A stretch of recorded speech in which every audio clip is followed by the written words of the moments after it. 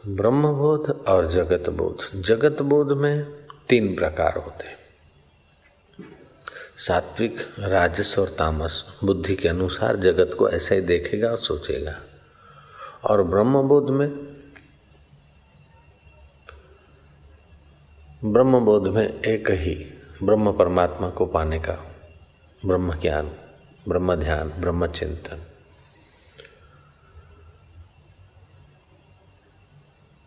ब्राह्मी स्थिति एक बार प्राप्त हो जाए तो फिर उसके लिए कोई कर्तव्य नहीं है।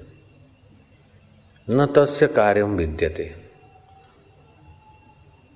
उसके लिए कोई कर्तव्य नहीं। लोगों का उद्धार करना वो कर्तव्य नहीं, उसका स्वनिर्मित विनोद है। साधक का कर्तव्य है साधना, गृहस्थी का कर्तव्य गृहस्थी गाड़ा चलाना। गृहस्थी अपने को साधक भी मानता है तो साधना करना चाहिए, लेकिन ज्ञानी अपने को ब्रह्म मानता है, ब्रह्म का कोई कर्तव्य नहीं होता। बोले संत महात्माओं का ये कर्तव्य है, संत महात्मा का वो कर्तव्य है, उनको पता ही नहीं संतत्व का। सारे कर्तव्यों से पार जो पहुंचा है उसी के तो वासनाओं का अंत हो गया है। जिसके वासनाओं का अंत हो गया उसके कर्तव्यों का अंत हो गया, वह अनंत से जुड़ गया। फिर भी ऐसे पुरुष संसार में कुछ करते हुए दिखते हैं तो ये उनका स्वनिर्मित विनोद है। और ऐसे स्वनिर्मित विनोद वाले ब्रह्मवेताओं के द्वारा ही जगत का स्थायी मंगल हुआ है, वास्तविक मंगल हुआ है। बाकी तो ऐहिक वस्तु कोई किसी को दिला दे, ऐहिक सुविधाएं दे दे, ऐसे तो कई सात्विक कार्यकर्ता होंगे, लेकिन वास्तविक चीज तो उन्हीं वास्तविक तत्वों को पाए हुए महापुरुषों के द्वारा ही समाज में बटी है। व्यक्ति को सुख सुविधाएं, ऐहिक वस्तु देना, उसकी अपेक्षा उसको ऐहिक वस्तु के बिना भी परम सुख देना वो बहुत ऊंची चीज है। एक छोटी कहानी, किसी जेल में धर्मात्मा सेठ गया, कैदी लोग बेचारे रूखी सूखी रोटी खाते, दया आ गई, सबको मेवा मिठाई मंगा के खूब जिमाया। कैदी बड़े खुश हुए। दूसरे सेठ को पता चला कि अपने भी कुछ नाम करो। वह सेठ गर्मियों के दिन में गया, देखा कि कैदियों को पानी ठंडा नहीं मिलता और खारा पानी इधर का। शक्कर मंगवाई, बर्फ मंगवाई, शरबत पिलाया, दिन भर खूब पियो। कैदी बड़े खुश हुए। तीसरा सेठ जाड़ों में गया, ठंडी में, किसी को स्वेटर दिया तो किसी को मोजे दिए, तो किसी को कंबल दिया, तो किसी को चादर दिया, तो किसी को कुछ। कैदी बड़े खुश हुए। एक ने भोजन कराया, दूसरे ने शरबत पिलाया, तीसरे ने गर्म कपड़े दिए। चौथा एक महापुरुष भी चला गया किसी दिन जेल में, और उसने कहा कि लो ये का चाबी और वो है ताले, घुमाओ और अपना अपना घर पहुंच जाओ। सम्राट का गुरु रहा होगा, कुछ रहा होगा, सम्राट को इस बात पे राजी कर लिया। उस महापुरुष ने और कुछ नहीं दिया, न भोजन कराया, न कपड़े दिए, न शरबत पिलाया, केवल चाबी दिखा दी। अब उन 3 दाताओं की अपेक्षा चौथा दाता सर्वोपरि माना जाएगा, क्योंकि ताले ही खोल दिए। जेल में बैठकर शरबत पीने की अपेक्षा स्वतंत्र घर जाना, स्वतंत्र हो जाना बहुत ऊंचा है। ऐसे इस देह रूपी और संसार रूपी जेल में बैठकर चाहे स्वर्ग का सुख भोगना, यहाँ का सुख भोगना, उसकी अपेक्षा ब्रह्मबोध हो जाना और ब्रह्म परमात्मा का साक्षात्कार कर लेना अनंत गुना ऊंचा होता है। तो एक ब्रह्मबोध होता है, दूसरा जगत बोध होता है। चित्त की 2 धारा होती। तो ब्रह्मबोध के तरफ जिसकी धारा चलती है तो पहले उसको 2 आवरण समझाए जाते हैं, अस्त्वापादक आवरण और अभानापादक आवरण। अस्त्वापादक आवरण ईश्वर है कि नहीं है, पता नहीं कैसा है। कोई बोलेगा साकार है, कोई निराकार, कोई कैसा है, पता ही नहीं। लेकिन जिसने वेदांत सुना है, सतगुरु के चरणों में पहुंचा है, वो समझता कि ईश्वर है, वो आत्मा है और अभी है, यहाँ है, मेरे पास, मेरे साथ है। ये वो महसूस करेगा, फिर भी अनुभव नहीं हो रहा है। अनुभव नहीं हो रहा, ये अभानापादक आवरण है।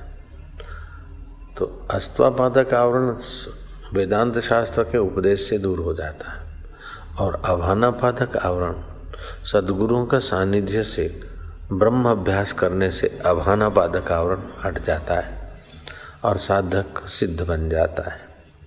सिद्ध भी दो प्रकार के होते हैं, एक योग की सिद्धियों से सिद्ध पुरुष होते हैं। योग की सिद्धियों से तो फिर कई तांत्रिक सिद्धियों से, तो कोई मानसिक शक्तियों से, वो नहीं, उत्तम सिद्धों की बात है। तो एक योग की सिद्धियों से सिद्ध होते हैं, अष्ट सिद्धि वाले, जैसे हनुमान जी थे, व्यास जी थे। दूसरा होता है तत्व ज्ञान हो गया, तो तत्व ज्ञान की सिद्धि, साक्षात्कार की सिद्धि, ये सबसे ऊंची। साक्षात्कार की सिद्धि हो गई, उसके पास योग सिद्धि हो चाहे ना हो, कोई उसको फर्क नहीं पड़ता। लेकिन योग सिद्धि वाले को साक्षात्कार की सिद्धि नहीं है तो अधूरा है। योग सिद्धि वाले को ब्रह्मबोध नहीं है तो वह अधूरा है। चांगदेव के पास योग सिद्धियां थी, मौत आए उसके पहले वो अपना प्राण चढ़ा देते सहस्त्रसार में, 10 दिन की समाधि करते, मौत का समय गुजर जाता, फिर अपना 100 वर्ष आयुष्य बना लेते। 14 बार मौत को ठेल दिया, लेकिन तत्व ज्ञान की सिद्धि नहीं थी। 22 वर्ष के ज्ञानेश्वर महाराज और 1400 वर्ष के चांगदेव महाराज, 1400 वर्ष का चेला है और 22 वर्ष का ज्ञानेश्वर गुरु बने। ज्ञानेश्वर की कृपा से फिर चांगदेव को आत्म साक्षात्कार हुआ। तो ये ब्रह्मबोध ऊंच में ऊंची सिद्धि है, परागति पराकाष्ठा। ऐसा ब्रह्मबोध जिन महापुरुषों को हो गया, अभी आया था ना थोड़े दिन पहले भक्ति अंक में, काशी में ऐसा महापुरुष था, बिल्ली मर गई थी, उसको उठा के गंगा में प्रवाह कर दिया, तो बिल्ली का जीवात्मा देवदेही में बदल गया। वो कहने लगे कि महाराज मैं तो बिल्ली चूहों के पीछे पड़ने वाले, और अभी मैं आपकी कृपा से स्वर्ग जा रही हूँ, मुझे देवदेही मिल गई, नहीं तो न जाने कितने लाख जन्म लेती तब कहीं वहाँ पहुँचती, मनुष्य जन्म होकर पुण्य करके तब स्वर्ग में पहुँचती। लेकिन आप जैसे ब्रह्मबोध से जो महापुरुष संपन्न होते हैं, ऐसे पुरुष अगर मरी हुई बिल्ली की भी अंत्येष्टि कर देते हैं तो उसको इतना फायदा हो जाता। ऐसे ब्रह्मबोध से संपन्न महापुरुष, मुर्दे किसी मृतक आदमी को जला दिया जाता हो शमशान में, ऐसे मृतक के मुर्दे के धुएं को देख ले तो उस मुर्दे को भी दुर्गति से हटाकर सद्गति की ओर प्रकृति भेज देती है। ऐसा ब्रह्मबोध का महिमा होता है और ऐसे पुरुष हम लोगों की नाई जीते हैं। आश्चर्य है, हमसे भी ज़्यादा गरीबी में भी जी लेते और फिर भी पूरे सम्राट होते, जैसे जड़ भरत, सुखदेव जी महाराज। अभी कुछ वर्ष पहले भावनगर में चित्रासनी इलाके में मस्तराम बाबा जी थे, उनके पहले एक दूसरे संत हो गए। भावनगर के राजा तखत सिंह हो गए। वो जाते थे उनके दर्शन करने को तो बोलते, साले तख्ता बीत जाएगा बख्ता, कर ले कुछ नहीं तो हो चला जाएगा बख्ता, तखत बखत। मैंने ऐसी बात सुनी और तखत सिंह ने फिर तख्तेश्वर महादेव बनाया, अभी भावनगर में हम देख के भी आए। और भी कुछ सत प्रवृत्ति की।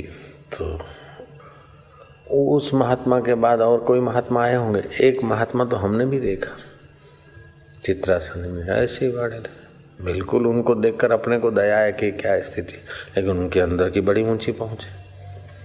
तो ऐसे महात्मा पागल का वेश बना के भी रह सकते, सम्राट होकर राज्य भी कर सकते, जिनको ब्रह्मबोध हुआ। ललनाओं के नृत्य हास्य विलास में भी समय बिता सकते और हिमालय में समाधि भी कर सकते, आचार्य होकर उपदेश भी दे सकते और गृहस्थी होकर गृहस्थी का गाड़ा भी घसीट सकते। ऐसे एक संत हो गए, संत टोपण दास। उनको पुत्र था, पौत्र था, घर में रहते और सुबह मार्केट में सब्जी ले आते।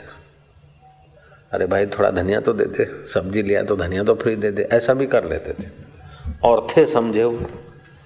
ब्रह्मबोध से संपन्न। शाम को थोड़ा बहुत सत्संग करते थे उनके घर के प्रांगण में। तो अड़ोस पड़ोस के लोग सत्संग से तो पहचान गए कि काका टोपनदास। एक टोपनदास दूसरे थे जो बहू से दीक्षा मांगते थे। ये वो टोपनदास नहीं, ये वो सेठ टोपनदास, ये काका टोपनदास की बात बताता हूँ। तो उस टोपनदास का सत्संग सुन के उनके सत्संगी समझते थे कि संसार सपना है, जो आया है सो जाएगा, मर जाएगा, कोई किसी का नहीं। बाबा रोज बताते थे। एक दिन वो काका टोपनदास का पोता मर गया। हर काका टोपनदास ने ऐसा छाती कुटाई हो, बस उनकी बहू और उनका बेटा उनको चुप कराने में लग गए। सत्संगी आश्चर्य में कि हम समझते थे कि ज्ञानी है, बड़े संत है, लेकिन अभी पता चला कि पोता मर गया तो आप मरने को तैयार हो गए। ए मुंहिंजा मिठड़ा, मिठड़ी मिठड़ी बोलियूं बोलण वारा मुंहिंजा पोटड़ा, मां मरी वञा, हूं मरी जाऊं, अपने मरने को तैयार हो। फिर बहू समझाती, बेटा समझाता है। एक दो दिन बीता, सत्संग फिर चालू हुआ। तो श्रोताओं ने, जो सत्संगी थे, उन्होंने कहा कि आपका पोता, आप तो रोज हमको उपदेश देते कि आपका पोता मर गया और आप स्वयं मरने को तैयार हो गए। ये बात समझ में नहीं आई। तो पंडास ने बोला, ये बात यहाँ मत पूछो, कल बगीचे में सत्संग करेंगे, उधर बताऊंगा। बगीचे में सत्संग हुआ। बोले पोता मर गया, हम घर में रहते 4 आदमी, लड़कियों की तो मेरी शादी हो गई, एक लड़का है, उसकी बहू है, और कई वर्षों के बाद उसको पुत्र हुआ, और 2-3 साल का उसका पुत्र मर गया। तो वो बहू कितनी रोएगी, क्योंकि उनको तो जगत बोध है, जगत में सत्य बुद्धि है, शरीर में हूँ और ये मेरा बेटा है, उनको तो ब्रह्म बोध नहीं है। तो मेरा बेटा, उसकी पत्नी, दोनों रो रहे थे। अगर मैं उनको चुप कराने जाता तो बड़ी गड़बड़ होती, बहुत देर लगती। और वो सोचते कि आ डोहाने हूँ छे तैयार भाणे, दीकरो तो हमारो गयो छे ने, बेटा तो हमारा मरा, इस बूढ़े को क्या। वो रोते थे ना समझी से। और मैंने सोचा कि अब उनको ना समझी से रो रहे हैं तो मैं अपनी समझदारी क्यों छाटूं, मैं समझदारी का सदुपयोग करूं। मैं समझ कर रोया तो मुझे रोने का दुख नहीं था, रोने का ऐसा अभिनव किया कि वो तुरंत चुप होकर मुझे चुप कराने लग गए।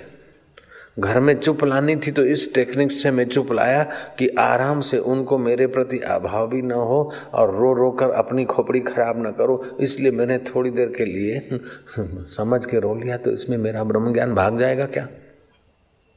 जय राम जी की। राम जी रो रहे हैं, सीते सीते हाय सीते, भाई लक्ष्मण लक्ष्मण भैया लक्ष्मण।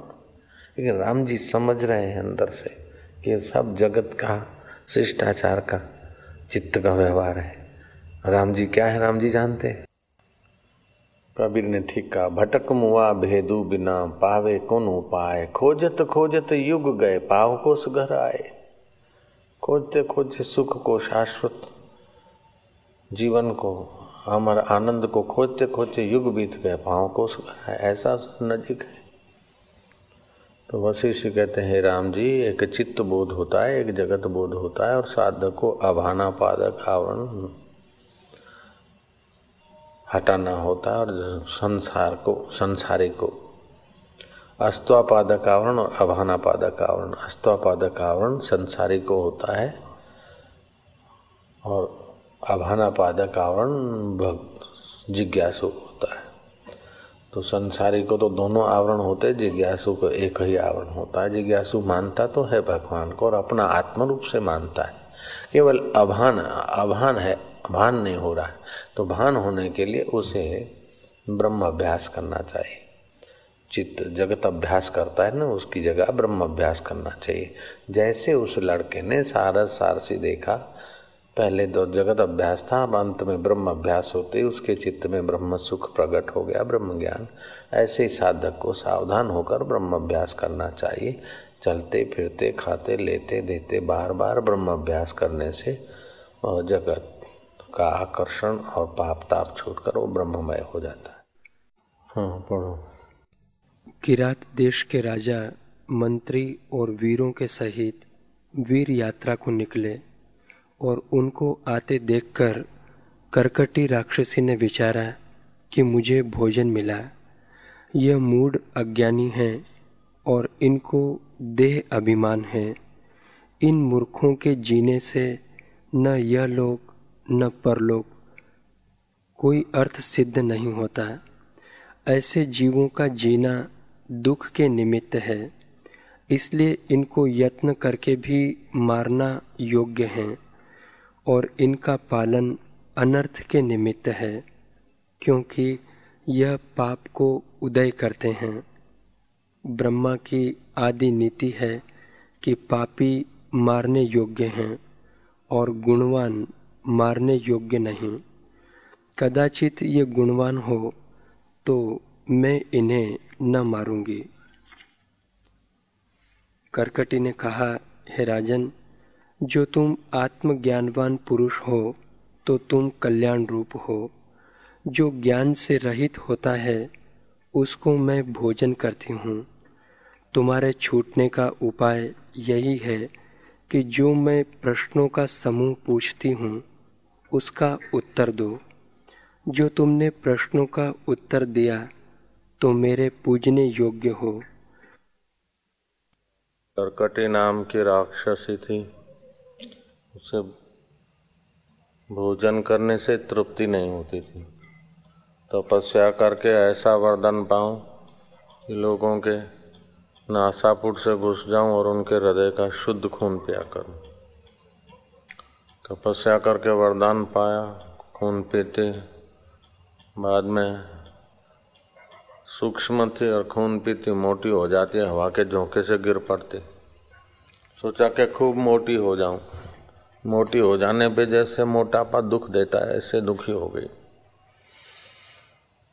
फिर गीध को प्रेरित करके हिमालय में चली गई। गीध के अंदर घुस गई, गीध को प्रेरित करके हिमालय चली गई और गीध के अंदर से गड़बड़ करके वमन करा दिया और वो बाहर निकली। फिर वहां उसने तप चालू किया। ऐसा ध्यान किया उस कर्कटी राक्षसी ने, इतना ध्यान किया, इतना तप किया कि उसको शरीर की सुधि नहीं रही। उसके कषाय परिपक्व हो गए, हृदय शुद्ध हो गया, समाधि लग गई। जो इरादे से आदमी भजन करने बैठता है वो इरादा देर सबेर पूरा होता है, अगर भजन सही है तो, संकल्प दृढ़ होता है। भगवान ब्रह्मा जी आए और पुत्री वरदान मांग ले। उस राक्षसी ने कहा वरदान मांगने के लिए तप किया था, लेकिन अब जो शांति मिली है, जो आत्मा में, परमात्मा में जो विश्रांति मिली, अब तो कोई इच्छा नहीं, रुचि नहीं।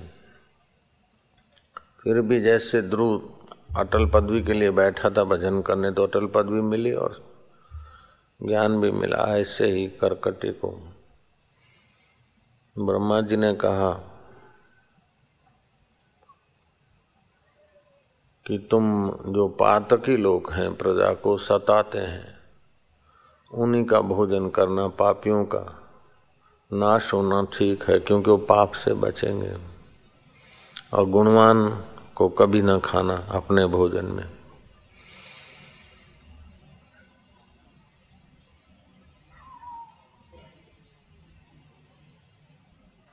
कर्कटी वरदान लेकर विचरण करती करती श्रीनगर के जंगल में घूम रही थी और नगर का राजा, उसका मंत्री रात्रि को वीर यात्रा पे निकले थे।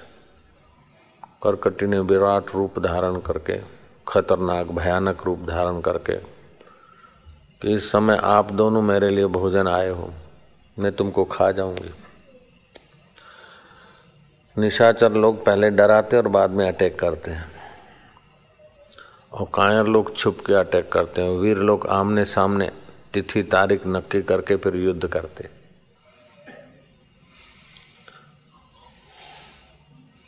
तो ये कायर नहीं थी, लेकिन कर्कटी राक्षसी थी। इसके लिए दो राजा और मंत्री को खा जाना कोई बड़ी बात नहीं थी। जैसे बिल्ली के लिए चूहे कठिन है, भागते दौड़ते चूहे थोड़े कठिन भी हैं, इसके लिए वो राजा और मंत्री इतने कठिन नहीं थे। फिर भी समाधि करके इसका हृदय स्वच्छ हुआ था। आहार तो इसका मांस था, शिकार आहार था राक्षसी का। वे जानती थी कि गुणवान की सेवा करनी चाहिए और दुष्टों को ही आहार में लेना चाहिए। अगर ये अज्ञानी है तो इनको भोजन करना हितकारी हो जाएगा। मूर्ख है, अज्ञानी है, दुर्गुणी है तो। अगर गुणवान है, ज्ञानवान है तो इनका पूजन और संग सत्संग करना हितकारी होगा। करकटी को ध्यान समाधि खूब लगी, इसलिए उसकी प्रज्ञा, उसकी बुद्धि बहुत ऊंचाई पर पहुंची थी। करकटी ने पूछा कि ऐसा कौन सा सूक्ष्म वस्तु है जो इंद्रियां मन से पार है? ऐसी कौन सी चीज है जो सारे ब्रह्मांडों को व्याप रही है और छोटे से छोटे वस्तु में है? ऐसा कौन सा चिदणु है जो सूर्य को प्रकाशित करता है, चंद्रमा को प्रकाशित करता है? ऐसा कौन सा चिदणु है जो सुख में और दुख में एक रहता है? ऐसा कौन सा चिदणु है कि जो अंधकार को और प्रकाश को भी प्रकाशित करता है? अंधकार है फिर भी वो देखता है कि अंधकार है, और प्रकाश है उसको भी देखता है, अस्थि को भी देखता है और नास्ति को भी देखता है। ऐसा कौन सा चिदणु है? हेय और उपाधि से रहित मति को भी देखता है और हेय उपाधि सहित वाली मति को भी देखता है। ऐसा कौन सा चिदणु है कि जिसको पाए बिना सम्राट भी कंगाल रह जाते हैं और जिसको पाने से कंगाल भी सम्राटों से पूजे जाते हैं? ऐसा कौन सा चिद अणु है? ऐसा कौन सा चिदणु है कि जिसको पाने के बिना सब कुछ करा कराया व्यर्थ है और जिसको पाने से लगता है कि मैंने कुछ पाया ही नहीं? ऐसा कौन सा सूक्ष्म से सूक्ष्म चीज है, चिदणु है, जिससे आदि व्याधि उपाधि प्रकाशित होती है लेकिन आदि व्याधि उपाधि उसे चौंटती नहीं?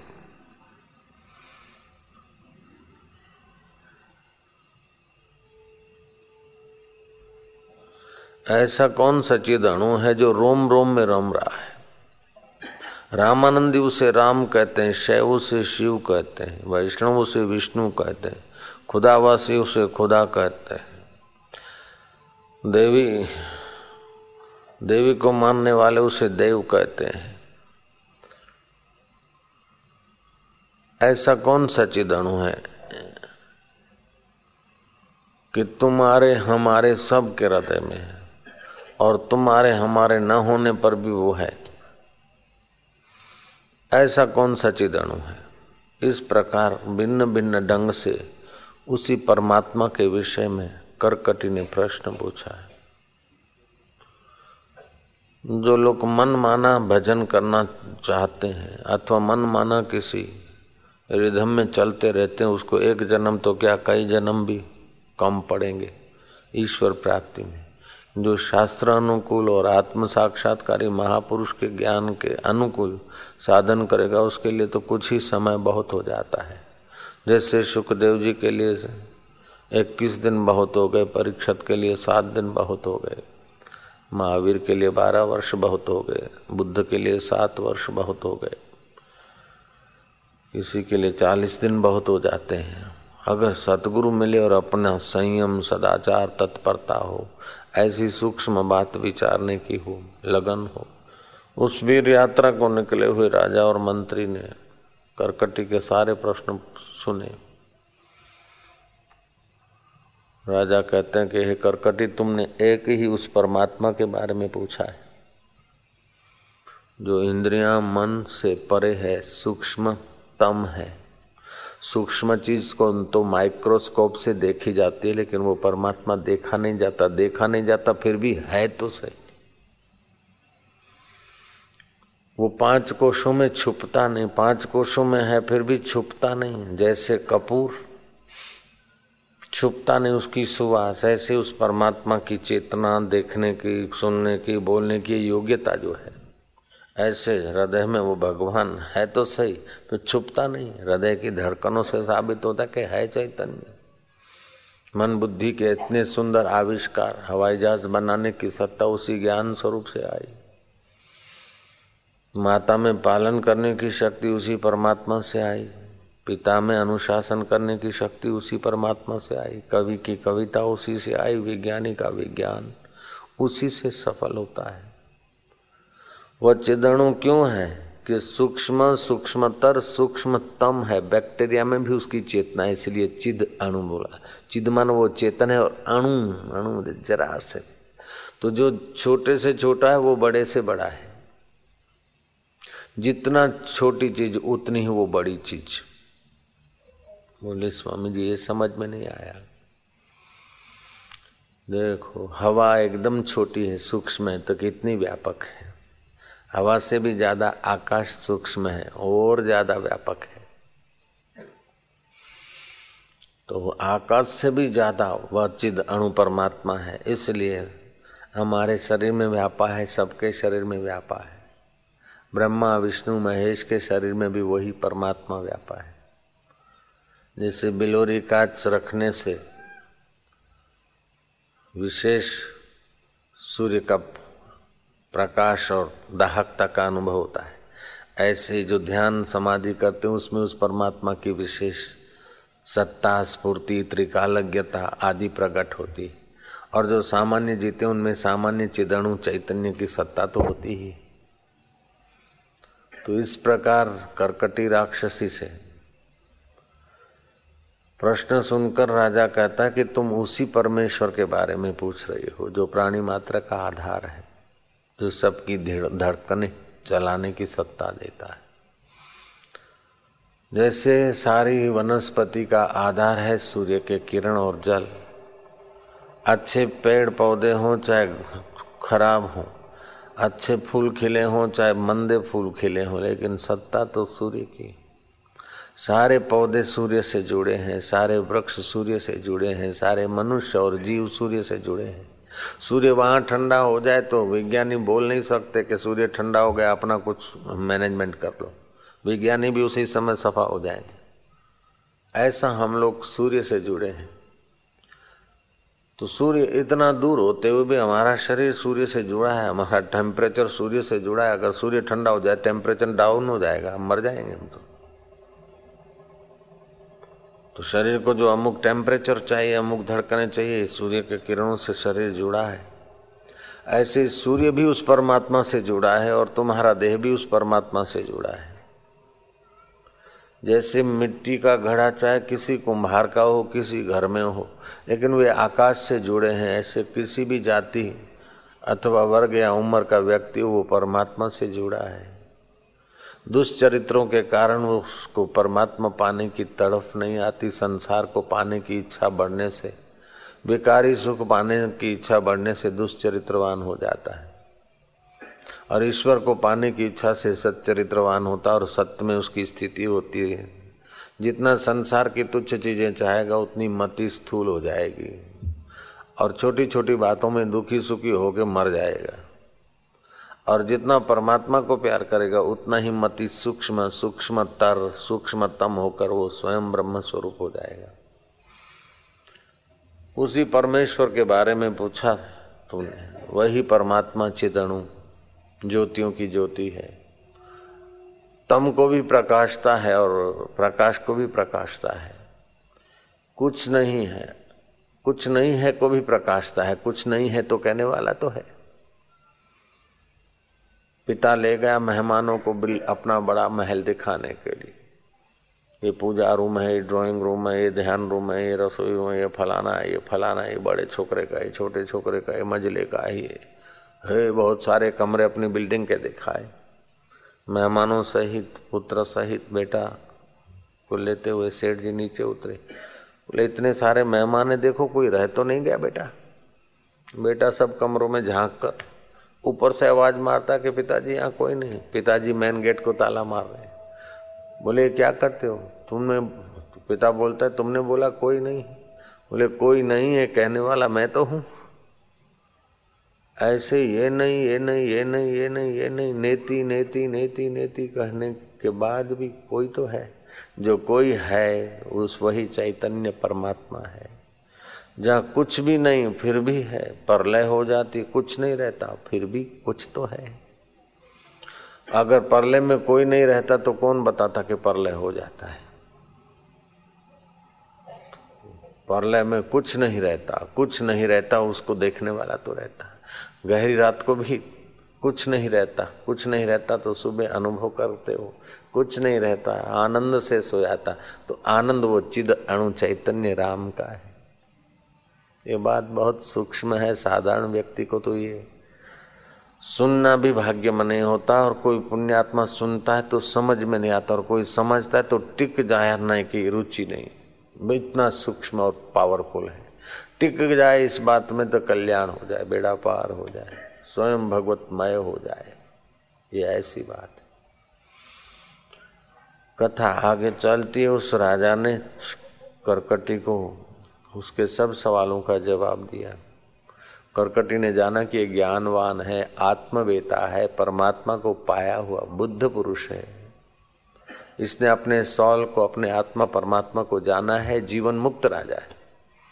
राजन फिर तो मैं आपके संपर्क में रहूंगी, सत्संग करूंगी। राजन ने कहा कि तेरा आहार अगर मांस भक्षी है और मनुष्यों को भक्षण करती तो जिन पापियों को हम फांसी लगाने वाले उनको तू ले जाके भोजन कर लिया कर, तो तेरे काम आएंगे, उनका भी कल्याण होगा, जेल का भी खर्चा बंद हो जाएगा, तेरा भी गुजारा हो जाए। वशिष्ठ कहते राम जी करकटी राक्षसी उस राजा के जो बंदी थे उनको ले जाती जैसे बिल्ली चूहों को उठा के ले जाए, ऐसे ही पापियों को उठा के ले जाती और जंगल में भक्षण करती, तृप्त होती। बीच में समय पाकर राजा के साथ सत्संग करने आती, और जब क्षुधा लगती तो राजा उसे दे देता अपराधी। जिनको फांसी लगानी है उनको उनके हवाले कर देते। ऐसा सिलसिला कई वर्षों तक चला। उस करकटी राक्षसी की आयुष्य पूरे होने को थी, वो हिमालय चली गई, समाधि लगाकर अपना उस चिदणु पर ब्रह्म परमात्मा में अंतवाहक शरीर विलय कर दिया। स्थूल शरीर तो वहीं हिमालय में गल गया, सूक्ष्म शरीर सूक्ष्म भूतों में मिल गया, और वो जीवात्मा पर ब्रह्म परमात्मा में, जैसे घड़े का आकाश महाकाश को मिल जाता है, घड़े का पानी पानी में मिल जाता है बहकर, घड़े की मिट्टी मिट्टी में मिल जाती। अज्ञानी का सूक्ष्म शरीर तो दूसरे जन्मों में जाता है, अच्छे काम करता तो अच्छा जन्म, बुरा काम करता तो बुरा जन्म। योगी का योग मंडल में जाता है, लेकिन ज्ञानी का साक्षात्कारी पुरुष का चैतन्य वपु महाचैतन्य से मिल जाता है, वो मुक्त हो जाता है। फिर वो ब्रह्मा का होकर सृष्टि करता है, विष्णु होकर पालन करता है, रुद्र होकर संहार करता है, सब जगह होता है, और फिर भी कहीं नहीं होता। साकार रूप में नहीं दिखता, फिर भी निराकार तत्व में से होता है। वो करकटी राक्षसी बहुत समय तक नहीं आई तो राजा ने देखा कि आई नहीं तो मालूम होता है कि अब इसने शरीर छोड़ दिया। इसकी याद में 2 मंदिर बनाए जाएं और प्रजा इसका पूजन करेगी तो प्रजा का कल्याण होगा, क्योंकि वो आत्मा परमात्मा को पाई हुई थी। वो हुंकार करके अपराधियों को डराती थी अपना शिकार के लिए, और फिर उसी के काम आता वो शिकार, उनका मंगल होता। इसलिए उसकी स्मृति में 2 प्रकार के मंदिर बनाए। एक मंदिर में उस करकटी की प्रतिमा को हिंगला देवी का नाम दिया और हिंगला देवी होकर वो पूजी जाए, और दूसरी प्रतिमा मंगलकारी है, ये मंगला देवी। तब से हिंगला देवी और मंगला देवी की पूजा की परंपरा चली।